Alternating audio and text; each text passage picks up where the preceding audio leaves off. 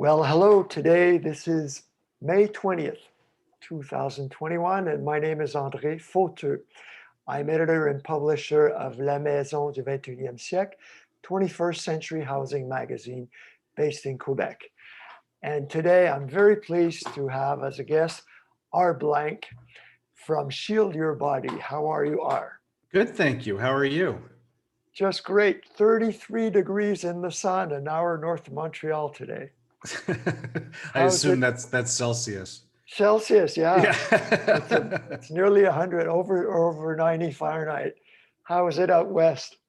It's in the high 80s, lots of wind. Okay, So, you yeah. know, Hopefully not too many fires this summer, eh? We'll pray. yeah, exactly.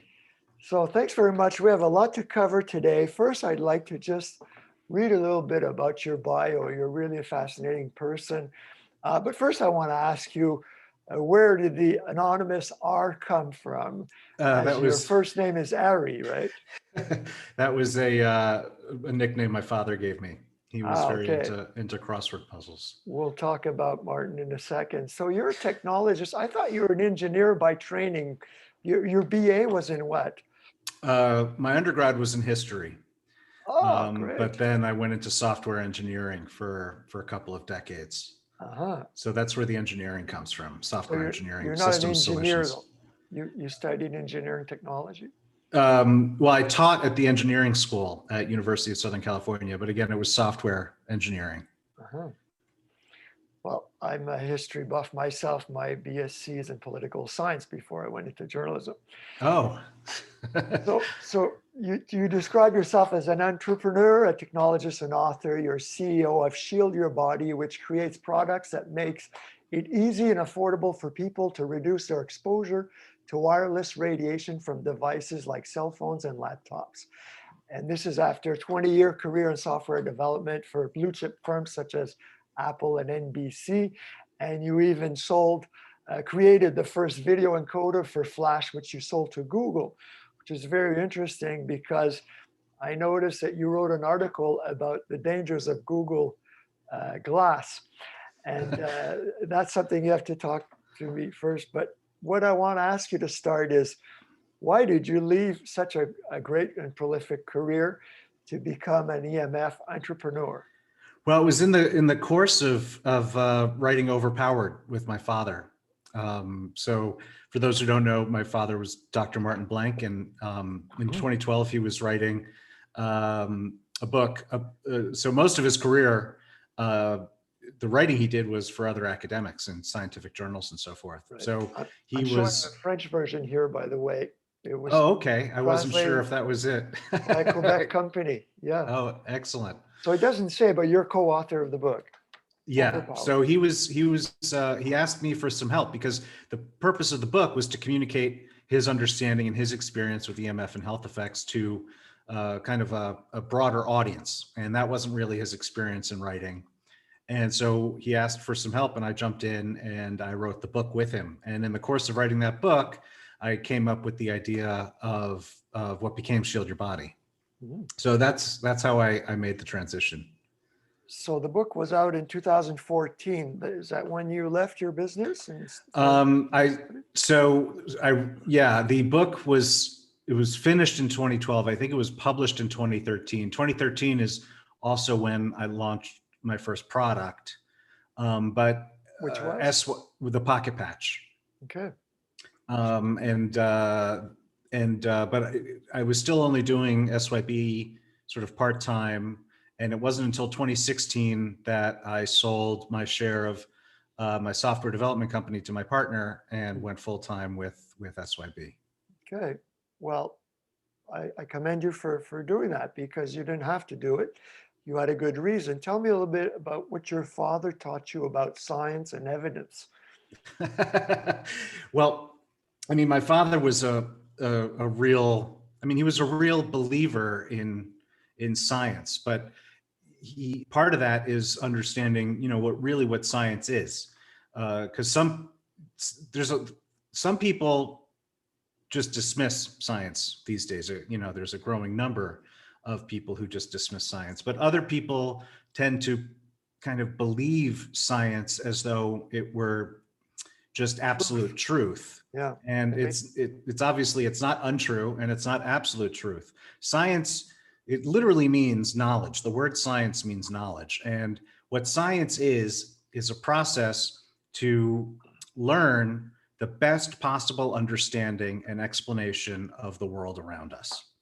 And we use the scientific method to test theories. And once we see the results, we come up with explanations. And what is considered true in one generation can be totally overturned by future generations. So it's an evolving body of knowledge that reflects our best, and when I say our, I don't mean individually, I mean collectively, our best way of understanding the world around us. Science doesn't explain everything. Just because something can't be explained by science does not mean it's not true.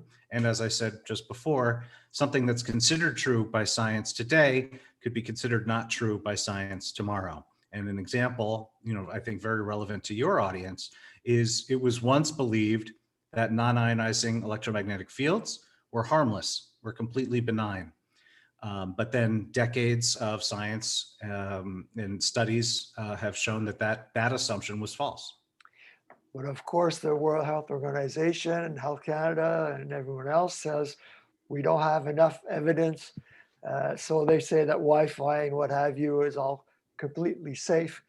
Tell us a little bit about your father's claim to fame. He was a professor of physiology, I believe, at Columbia University. Yeah, he taught in the physiology department at Columbia University Medical School for over 30 years, I believe. And um, I guess what you consider his claim to fame might not be what I do. So which part of his career are you looking for more detail on? Well, in the fields of EMFs, he published, I don't have his bio in front of me, but well, it does say here actually over 30 years, but how many publications? He was one of the giants linking EMF, low and high frequency like electromagnetic exposure to health effects. Yeah. With a female colleague, I believe, one of the Dr. Reba Goodman. Yeah. So right. that's how he got into EMF. I don't know what he was working on at that time. I know earlier in his career he'd done a lot of work in surfactants. But he was at Columbia, and he saw a paper published by Dr. Reba Goodman, who became his colleague. Well, she was already a colleague at Columbia, but with whom he subsequently did a lot of his work. And I don't remember which paper of Reba's it was, but it demonstrated bioeffects of exposure to non-ionizing, low levels of non-ionizing EMF. I believe it was in the ELF range. And my father read this paper and he didn't believe it because he had always been taught, and what he was teaching in his classes was that this stuff was benign. Okay. And he figured, well, she's, I don't know if literally right down the hall, but she's down the hall. Let me go talk to her. And he went and talked to her. She showed him her data. And that's what led to his interest in this field, because he was like, this looks legit. And so a lot of the work they did together was around something called the cellular stress response. So when your cells encounter a force that your body considers to be harmful, it can release what are known as heat shock proteins. And these heat shock, they're called heat shock proteins because when your body overheats, which is a damaging force, or is exposed to too much heat externally, your cells will release these heat shock proteins. And that's part of what is called the cellular stress response, because your cells are responding to a stressor. And what my father and Dr. Goodman's work showed was that exposure to low levels of non-ionizing EMF radiation triggered this cellular stress response, which showed that the body interprets these forces as harmful, something that needs to be defended against. And that was what a lot of his work was based around, was demonstrating that link at the cellular level, that at the cellular level, our bodies respond to these exposures as stresses, as threats.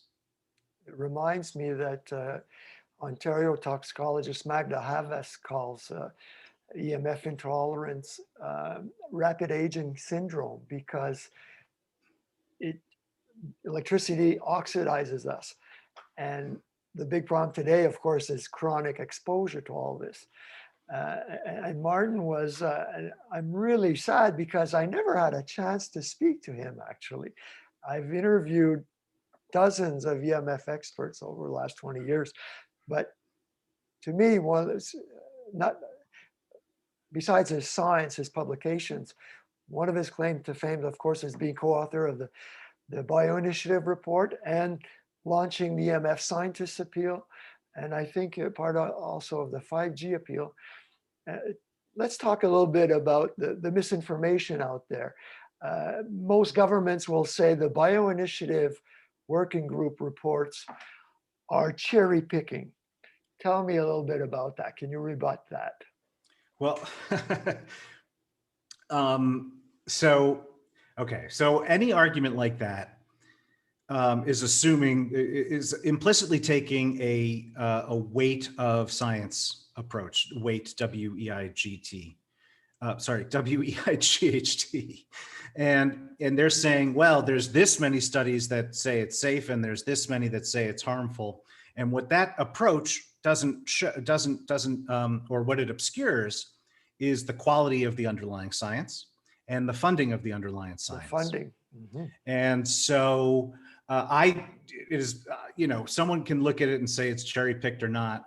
The BioInitiative report surveyed thousands of studies. I don't know the exact number, particularly given the update. The 2000 report was nearly 2,000, and then they checked another 1,000, I think, for the 2012 report. Yeah. And it's ongoing. And they evaluated studies that showed effect and showed no effect. And they present that in their findings. But this is part of the approach that it's not just that the wireless industry has taken, but that the tobacco industry took before it, which is to try to muddy the waters by funding studies that are designed to show certain results. But when, as my father would say, if there's some studies that show this stuff has no impact, no bioeffects, and there's others that show that it is harmful, that doesn't mean it's safe. That means the mechanisms involved are complicated and not yet fully understood. Now, the mechanisms are better understood today than even when the BioInitiative report was updated. Mm-hmm.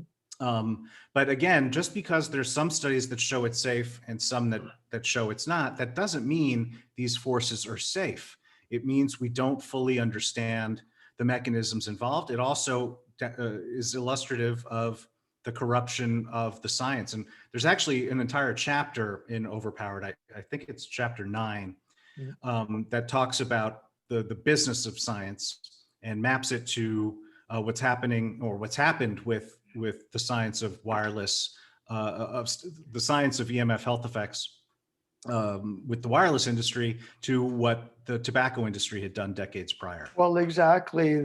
Henry Lai did a great study looking at the funding, and he found that 70% of the EMF health studies that were independently financed found health effects or noxious effects, and 70% of the industry funded studies said there were no effects. Yeah. So and Dr. Moskowitz released a paper, I believe in 2012, that evaluated 23 studies into cell phone and tumor risk. And 13 of the lower quality studies found that there was reduced risk. 10 of the higher quality studies found increased tumor risk. And the lower quality studies were funded by the wireless industry, and the higher quality studies were not. So again, this funding bias, funding bias is everywhere in science. And you can see it very clearly in how EMF is studied for its health effects. Mm-hmm. Why should people be concerned about EMFs? And what are the most noxious forms? Well, big question. So, yeah, well, Okay, so And there are a lot of toxins in modern society. Anyone who spends 10 minutes thinking about it and looking at will see there are a lot of toxins in modern society. EMF is one, but it's one that is often overlooked because you can't see it, taste it, smell it, or touch it, right? So it's really easy to ignore. B, it comes off of all of these things that we enjoy so much. And yes, that includes cell phones and smartphones and Netflix, but it also includes refrigerators and light bulbs. And so this is a toxin that's emitted not just by the tech and the digital devices to which many of us are becoming addicted, but also to just the basic underpinning of modern society on which all of us depend. We everything can't, electric. yeah, anything electric.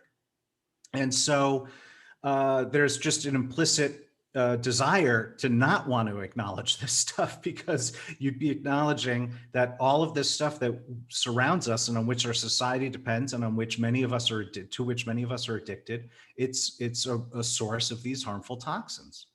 Now, why should people be concerned is because the science is very strong. This is not really a debated point. People, this is how they fought tobacco for so long as well. But, there's a debate, there's doubt. No, there isn't. There's a very strong body of science here that shows that this stuff is harmful. For the skeptics, tell me a little bit, summarize the USNTP and Ramasini findings, please. Well, the USNTP, different people have different interpretations of that. One thing that's significant is that it did show that there was an increased risk of forming tumors. Clear risk. Yes, and that was in their conclusion. And But it was also muddied by other factors. Some of the exposed group lived longer than the unexposed group. They used cell phone technology for their study that was quite outdated. Yes, the study found that there was a clear risk of tumor formation as a result of exposure to cell phones, but it's another example of one of these studies that's, in my opinion, that is designed to manufacture doubt and to muddy the water. Well, yeah, it's the U.S. National Toxicology Program, and they didn't believe in the dangers. Their hypothesis was that there was no risk. And then they said, well, the hypothesis was disproven. Yeah, but then the lead researcher, I believe, I might be mistaken, but I'm pretty sure, not in the report, but separately when interviewed, said he's not going to carry his phone in his pocket anymore. Ron Melnick, the designer.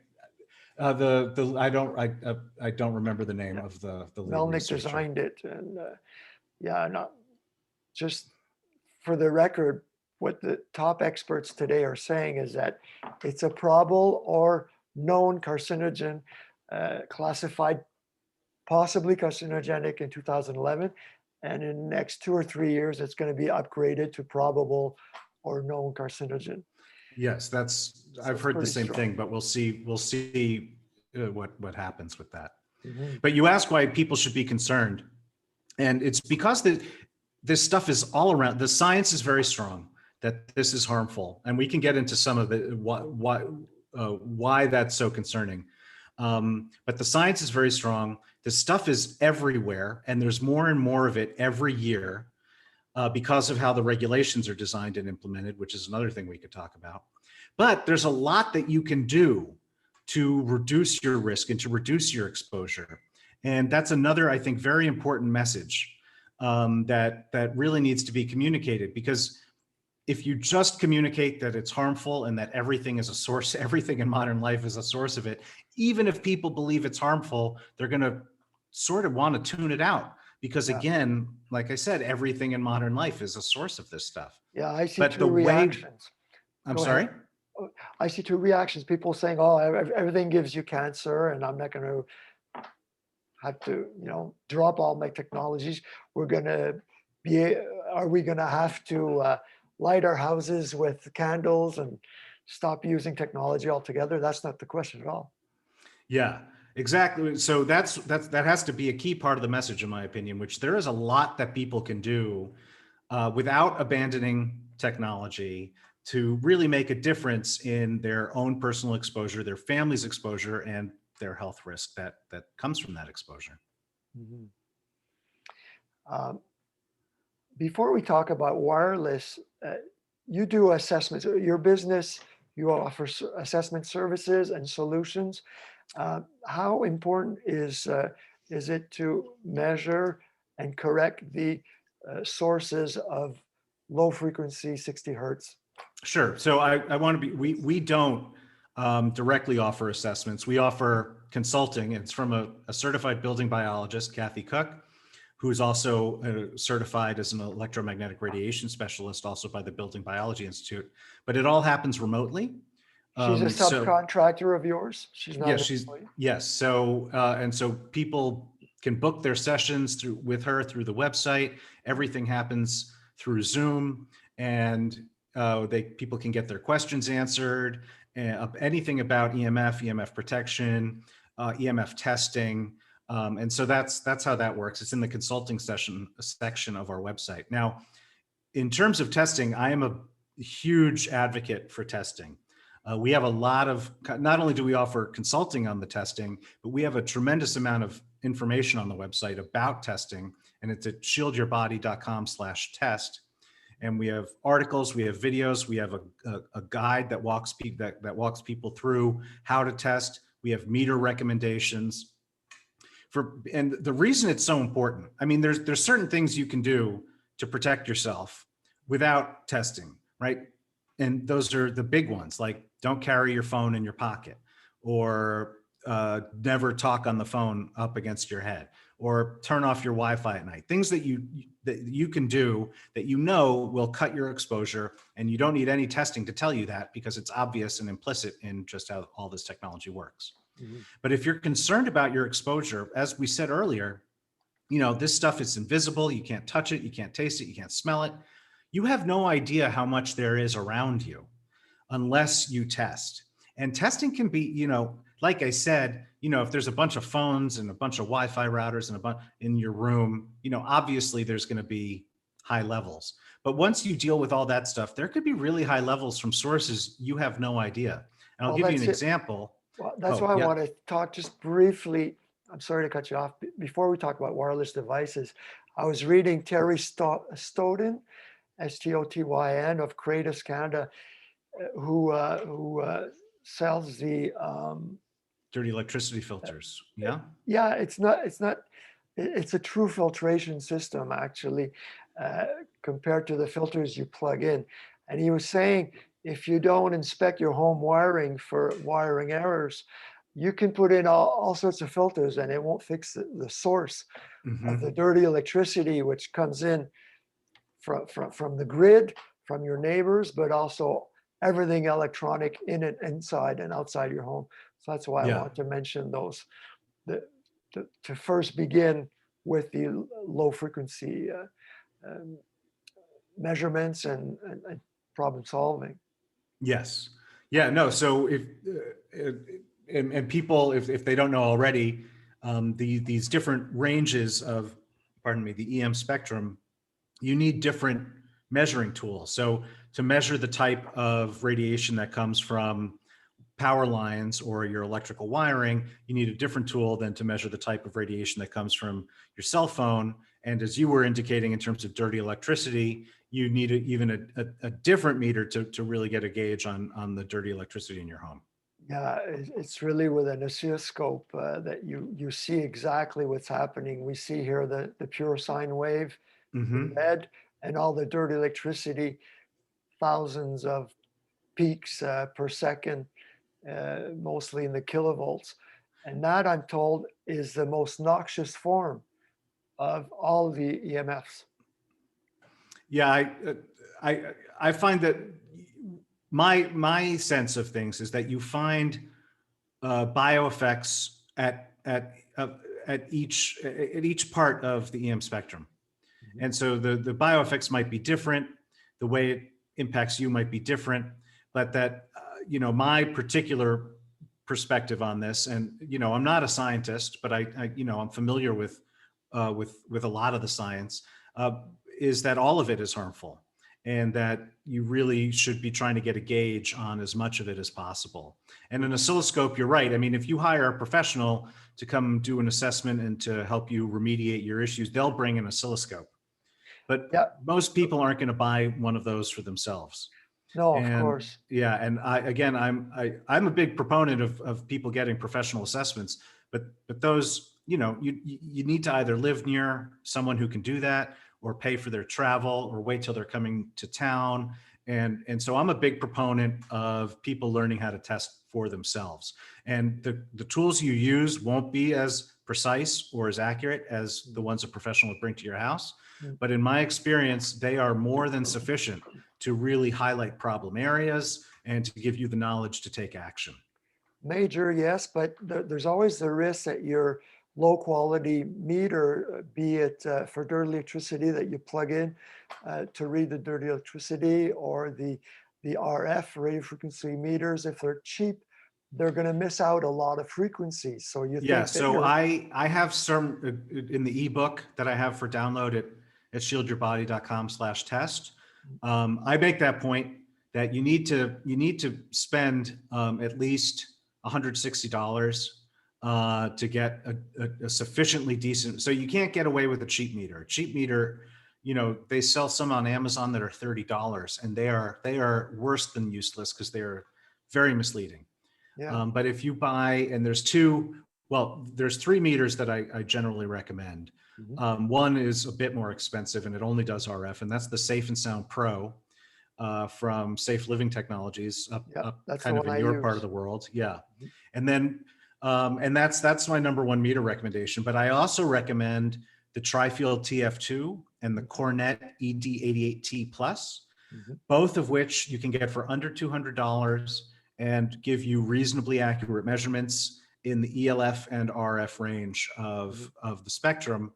And that is going to be able to show you the radiation from things like cell phone wireless and Wi-Fi and all that tech in your house or in your neighbor's They'll house. cover most of the stuff, yeah. Yeah, and then the ELF will be able to help illuminate some of the problem areas that you might have due to the wiring or some appliances that might just shock you. And this was actually what I was going to say before, in terms of just how once you start testing, you can be shocked at what you'll find. I was renting a house a few months ago, and just for fun, I took out my Tri-Field because I was traveling with my Tri-Field, and I was measuring around, and I saw these massive levels of electrical radiation.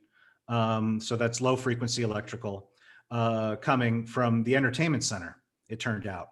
And so I took my meter around the entertainment center, and it turned out to be a DVD player, which who would even use that anymore? But I mean, the house didn't even have any DVDs in it, but it was plugged into the entertainment center. And I mean, I don't remember the actual numbers. I just remember these were higher than anything I'd ever measured myself before. And I just unplugged the DVD player, and those levels just went away. Wow. And I would never have thought, without a meter, I would never have thought that, oh, I should unplug this DVD player because that would be an insane amount of radiation coming from it. So that's simply because it's not grounded. It's a two-prong plug, and the cord is not shielded, right? I didn't diagnose it. I just unplugged it. Good idea. Yeah. And people spend so much time under 3 feet from these wires that it may all the time. And so you just can't know. Again, there's the obvious things that you can do to protect yourself, like putting your phone into airplane mode when you're not using it, things like that. But beyond that, there's so much that you can't know. There could be a part of your living room that has very high levels due to whatever reason. Maybe your neighbor has a circuit breaker, or the wiring behind the wall is weird there. And then just a few feet away in the same living room, the levels are much safer. And so you could just move your couch a few feet and be much safer, but you would never know that unless you had a meter and did the testing. Exactly, especially your bed. Often where you spend so much of your time, especially where your head is on your bed is particularly important. Tell me, I imagine you made a lot of money selling your Flash application to Google, and then I read about your Google Glass article. Tell us about all these wearables that we wear on our body. Well, fortunately, Google Glass was a failure, but it looks like more are coming. There's rumors that Apple is developing wearable glasses. And yeah, I got to be a beta tester on Google Glass, and I don't remember, this must have been 2013. And I actually got in. The way you got to be a beta tester was you had to tweet what you would do if you were a beta tester. And I actually I don't remember the exact wording, but I tweeted, I want to be a beta tester so I could measure the RF levels. And they let me in. Really? So, yeah. Wow. I thought that it would move you to the side. Yeah. And I did write an ebook at the time. I don't remember all the detailed findings, but I have it handy somewhere on but it's almost 10 years ago that I did this. But I have it somewhere on my hard drive. I could find it. But I found that the levels under certain use cases were quite high. And the problem with something like that, actually, I have a video somewhere up on YouTube of, because it got so hot when you were doing certain things with Google Glass, the device itself got so hot, and it's touching your temples. And so I did a little video actually of cooking egg. So I got the Google Glass to be hot enough where I could cook egg on it. And that just showed you how hot it got, because, when you're cooking egg, you're transforming proteins, the same stuff that your body is made out of. Whoa. So people wear these for 12 hours a day? Or that's the problem. I mean, that's what makes it such a problem, is the length of time, the duration that these products are designed to be used, and the way in the way directly on your body. And when it comes to something like glasses, as opposed to a watch, it's right next to your brain, it's right next to your eye, and the eye is incredibly vulnerable to this type of stuff. And there's parts of your head where there's no natural skull shielding, your brain. And again, you're talking about really long exposures. This is a big problem. So fortunately, like I said, Google Glass didn't become a thing, and there probably will be more products like it in the future. But right now, the problem it's not considered to be a wearable because it's not a fancy new type of tech, but these AirPods and other Bluetooth headsets, where, I mean, like I say, it's not called a wearable because wearables are supposed to be fancier, higher tech, but it's a wireless headset. And even before the AirPods, for quite some time, you'd see these people walking around with their Bluetooth earpiece on for just hours at a time, and really bringing them no benefit, except for that when they get a call, they could feel like they're living in the future and just tap their ear and answer the call, like, hey, Scotty, beam me up, that kind of thing. And yes, Bluetooth emits less power than a cell phone or than Wi-Fi, but it still emits power at levels where we have science showing that there's negative health outcomes. And again, it's the exposure of the duration of the exposure is really important, because we know that there is a dose response relationship between exposure and health risk. And so when you're going around for hours at a time, several days a week or every day with this stuff in such close proximity to your brain, people need to understand, this is part of, I'm sure your audience knows this, but I just like saying it all the time, because sometimes people just need to be reminded of this fact, which is this stuff, it's all released without any long-term testing. No one sat someone down in a lab for 10 years with AirPods and measured what the health effects were, because A, that type of study would be pretty unethical, but B, that's just not how this stuff is done. The reality, the world, consumers, we are the test subjects. It's going to be in 10 years and in 20 years that we start to learn what the effects of this stuff is, because it's all released without any long-term testing into what the health effects are. You are the guinea pig. Yes. And we see on the BioInitiative, Cindy Sage's color, these tables here showing how minute exposures can have adverse neurological, cardio, and cancerous. And so it's not the level of the exposure, the duration also. Yeah. Major factor. I see that we're both wearing antennas in front of our eyes. Metal spectacles. I do it to look smart. And Dr. Bill Ray I don't know if you ever talked to Dr. Bill Ray, the cardiothoracic surgeon who founded the Environmental Health Center in Dallas, who became chemically and electrically sensitive, and told me, Andre, I'm guilty because I put so many metal implants in my patients for years as a cardiothoracic surgeon. And he told me one of the things you want to do is get rid of those glasses. So in the last year, I've been saying I have to change my glasses.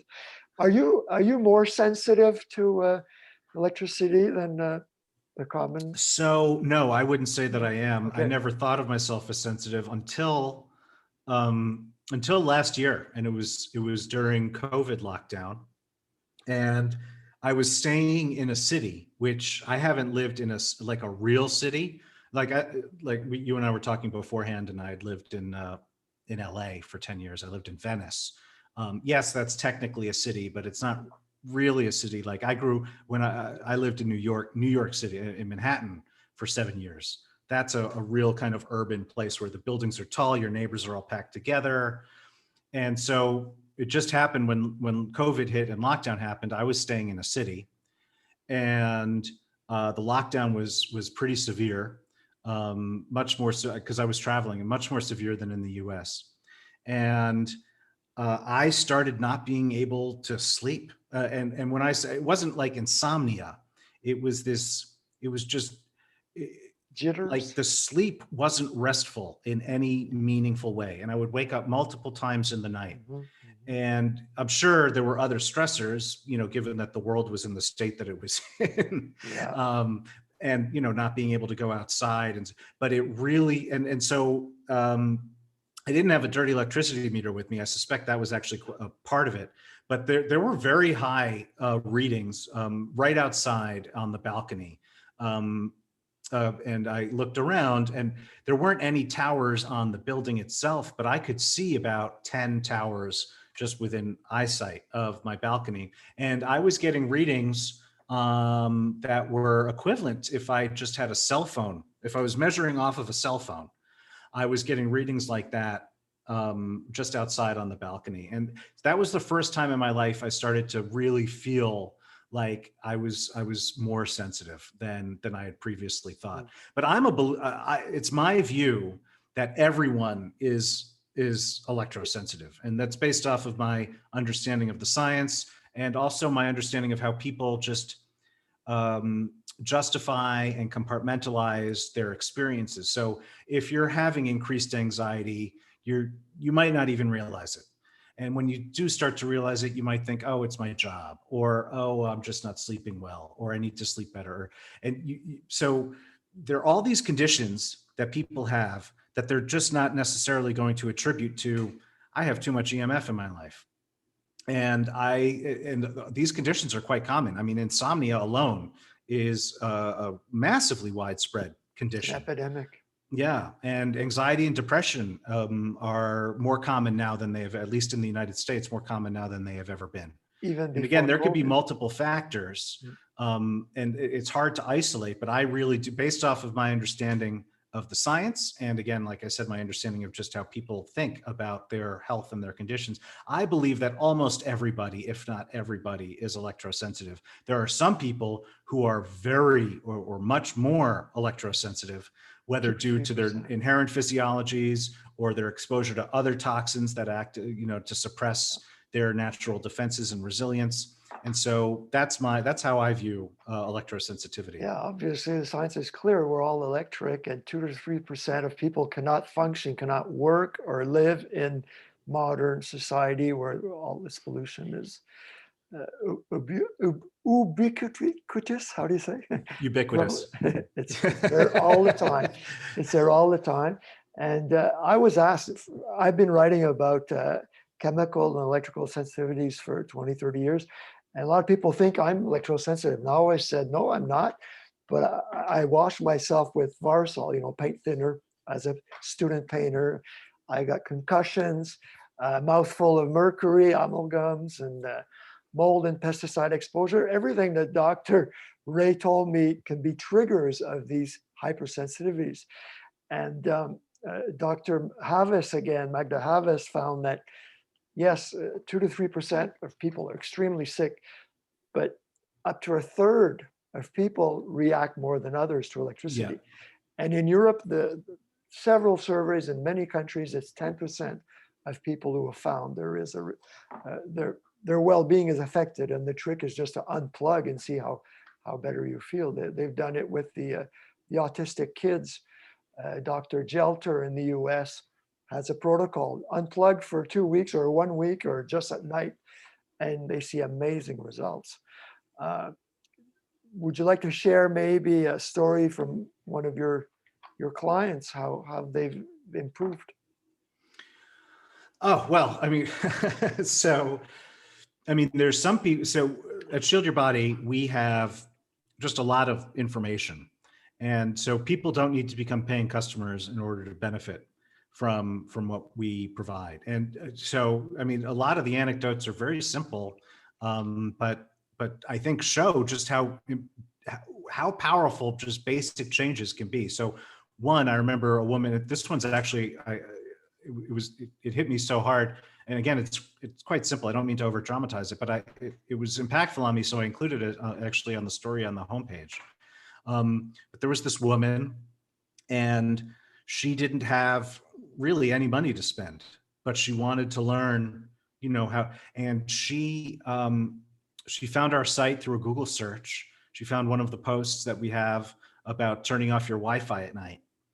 And she just started doing it. And she suddenly could sleep through the night for the first time in years. And she emailed me and she thanked me profusely. She's like, I didn't have any money, because EMF protection, I try to make it affordable as I can, given, that a lot of these raw materials are incredibly expensive, and none of our businesses operate at kind of massive scale. We're all small businesses, so we can't get the cost down through scale. So I try to keep things as affordable as possible, but this stuff isn't, cheap.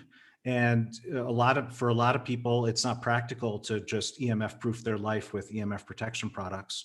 And so when she discovered there were ways that she could make that type of difference, and so she emailed me thanking me. She also said she was going to go through more of the website and learn more of the ways that she could cut her exposure like that, because she saw how powerful that was. Then, one of the products we have, after I just tell you how affordable all my products are, we last year we added a bed canopy, and EMF bed canopies It's are expensive. are expensive because they require. Ours is made of silver, and it's a bed canopy, so it's a lot of silver. But that is the product where we have had the most positive feedback, because and this is the reason, because all of my products, until we did the bed canopy, all of my products are under $100. Most are under $40. But more and more, as we started hearing from customers worried about 5G, worried about the 5G towers, I started realizing, a lot of my products that I've designed over the years are really about protecting you from sources that are in your control. And what I mean by that is like the phone pouch. That's designed to make it safer to carry your phone. And ideally, you're not carrying your phone in your pocket, or if you are, it's in airplane mode. But there's some people, for whatever reason, they need to carry their phone in their pocket, or they refuse to change their behavior. So a product like the phone pouch is designed to make it safer to do that. Same with the laptop pad. You should never use your laptop in your lap, but there are people who still do, and that's why the laptop pad exists. So a lot of my products exist to help protect you against sources of EMF that are already in your control. But I realized, we need more products to protect people from sources of EMF that are not in their control. You can't control how far away you are from the cell tower that has gone. You can't control how many of your neighbors have Wi-Fi or make them turn it off at night. And so the bed canopy was really the first product. It's still the only product in my catalog that can really provide powerful protection from so many different sources that are outside of your control. And it can do it for an extended period of time, right? Because it's all night. It's 8 hours-ish, give or take, depending on how much you sleep. And it's full 360-degree protection. So it is such a powerful product that is one where people tell us, they email in and they say, I can't believe how much better I'm sleeping. I wake up, I have energy. I'm sleeping through the night. I wake up, I have energy. This was, I'm really glad I did that. Yeah, the canopy is really great. It's also available in Canada from slt.co, Hmm. because it can get pretty complicated if you have to paint your house with black carbon paint, right?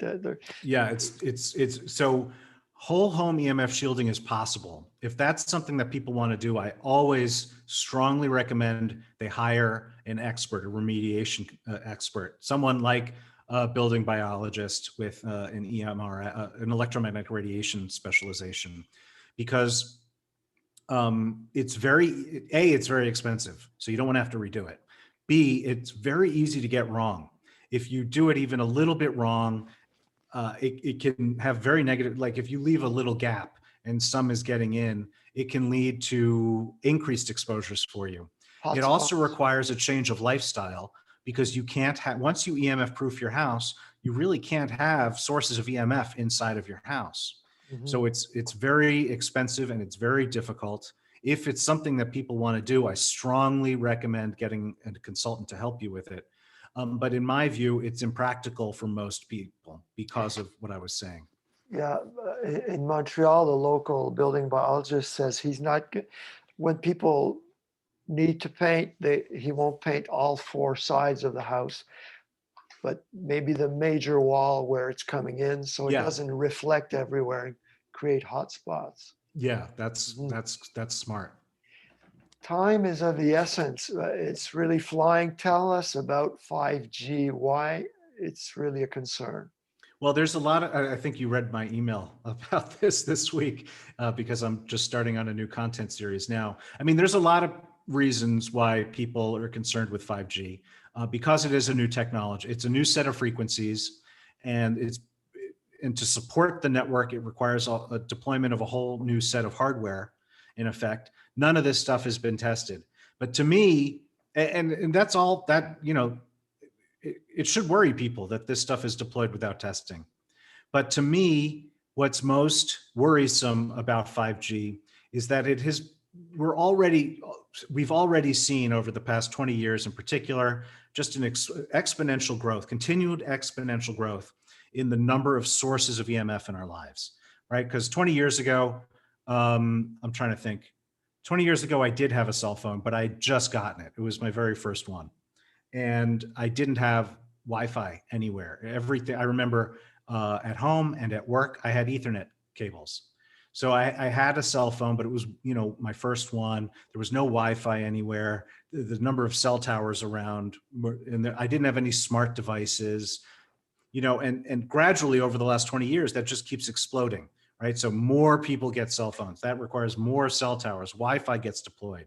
That means there's more Wi-Fi networks everywhere. With more Wi-Fi networks, you have more devices connecting to those Wi-Fi networks. Then you get, smart speakers and smart thermostats and smart refrigerators, all of this. And what's happened as a result, A, people have gotten used to that, but B, the networks have gotten clogged, because there are so many devices sending so much information that it's really preventing for future development.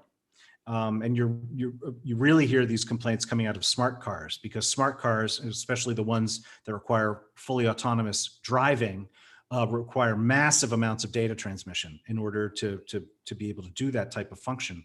And so what they've done with 5G, because people think of it as a cell phone technology, which, it is a cell phone technology, but it was designed from the ground up to support an exponentially larger number of nodes on the network. So meaning more of these smart devices, more smart cars, and more data being transferred between all of these nodes on the network. So what 5G is laying the groundwork for is an explode, even from where we are now, which has already been an explosion from where we were 20 years ago. It's the next set of exponential growth in the number of sources of this type of radiation in our lives. And that's why, that's where I think the riskiest threat of 5G comes from that. It's not that it is a new set of frequencies, or that it has beamforming instead of the older 4G. Again, that's all worrisome, and it does present risks. But to me, the biggest risk is that it has set the path for another round of at least a decade of exponential growth in the number of sources of exposure. And because each of these exposures adds to our cumulative health risk. And so the more of them that we are exposed to, right, the more our personal health risk increases. Yeah, and the 3 and 4G technologies are going to stay, of course, but people have to understand with 5G, it's higher frequency, shorter wavelengths, so they need more power because they're not as penetrating. So you're winding up with little antennas in front of your house, right? Yeah. And increasingly, they're going to be not just in your house, they're going to be in your car. In your And house even, yeah. yeah, A building biologist told me there's architects who are hiding Wi-Fi transmitters behind drywall. So you don't even know it's there and it's cooking you. Your that head may seems like be that's going to be against it. hard to maintain. But Yeah, if it needs repair, you're insane. SOL. Yeah. And people don't realize with these millimeter waves, they call them the higher frequencies from 5G, there's only about 100 studies that exist, but they're really worrisome and they're from the Russian military. How did you learn to speak Russian, by the way? By going to Oh, school? I studied it in school. Why? Yeah. Why? Because it was one of the languages offered.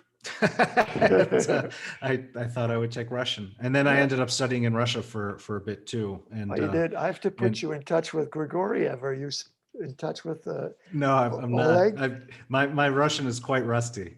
Well, I exchanged English emails with Oleg Grigoriev, who's the new head of the Russian Radio Protection Agency. Oh, okay, yeah. Really nice guy. But yeah, Um, my experience with Russian and the former Soviet Union goes back. I can't believe how old it makes me sound, but to the mid '90s. So you're really an old man. yeah, I'm getting on. I'm getting on in years. Uh, Also, 5G is the fact that you're saying that the Internet of Things is coming. People don't realize that on their smart meter, there are 2 antennas. Only the first one, the 900 megahertz, is activated. I'm not sure if they've begun in your area activating the Wi-Fi 2.4 gigahertz Zigbee antenna. That's the one that's going to be talking to our appliances.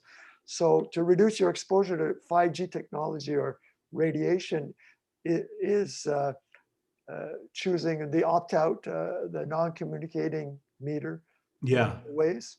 if possible. It depends where you live, what the options they'll even give you. Mhm. So, definitely explore it. If they allow you to opt out, then you should opt out. I mean, I'm of the opinion that people should opt out of any EMF emitting tech that doesn't give them sufficient value to justify the cost to their health. And yes, 5G is, don't upgrade to 5, but that also means if you don't need a smart fridge, and I literally do not know one single person who needs a smart fridge. No, they're creating. So don't get a smart fridge, whether it's 5G or not 5G. Don't get a smart fridge. It's all Don't get an Alexa. Don't get a Google Nest. You just don't need this stuff. There's certain tech. As you said at the start of this, I have a long career in technology. I am not anti-technology. I am very pro-tech. I recognize the tremendous value that so much technology has created for us individually and for us as a society. But as we evaluate our own purchase decisions today and the behaviors with technology today, you really have to think, like, do I need this or do I just think it's cool? Well, you have to realize it's the drop in the bucket that makes the barrel overflow. I have a couple of friends who love their Alexa, and when we have parties in their yard, we each have our tables and keep a distance, and we love to, play me some Led Zeppelin, and we think it's really funny. But these people are getting zapped 24 hours a day. Yeah, they could just turn it on for the party, but that's not how they're doing it, right? Exactly. Yeah. I was telling you, people were asking me if I was hypersensitive, and I found a few years ago that I am. Very rarely, because I have no wireless in my house, but I gave a course for 3 hours with 2 wireless headsets because they were filming me. And after 3 hours, I sat down for lunch with my friend, the building biologist, Stefan Belinsky, and it was like I had a sunburn on my cheeks. And another time I was shielding 2 smart meters in a post office for for my friend who worked there, and I felt two like pins hitting in my head. And most recently, my cable company turned on the Wi-Fi in my modem by mistake. They had a problem and they shut it off and turned it back on, and they didn't read my file saying no Wi-Fi. I'm sitting 3 feet from this thing. So for a week, I had problems sleeping and headaches, which I never have. I sleep like a baby. I'm in great health. And after a week, I pulled out my safe and sound meter, and I was being cooked. So my message is radiation you don't need. You know, if I go in a hotel for Wi-Fi for an hour or two, no problem. But in my house, I want zero wireless. Yeah. Where you spend the most amount of time. Yeah, it makes total sense. Mhm. In closing, what would you like to share in conclusion? Well, I should have something ready for that question. People really need to realize, and again, I'm sure your audience already does, but they can make a really big difference in their personal exposures and in their personal health risks from this stuff, just by changing some of their behaviors. And you don't have to give up tech.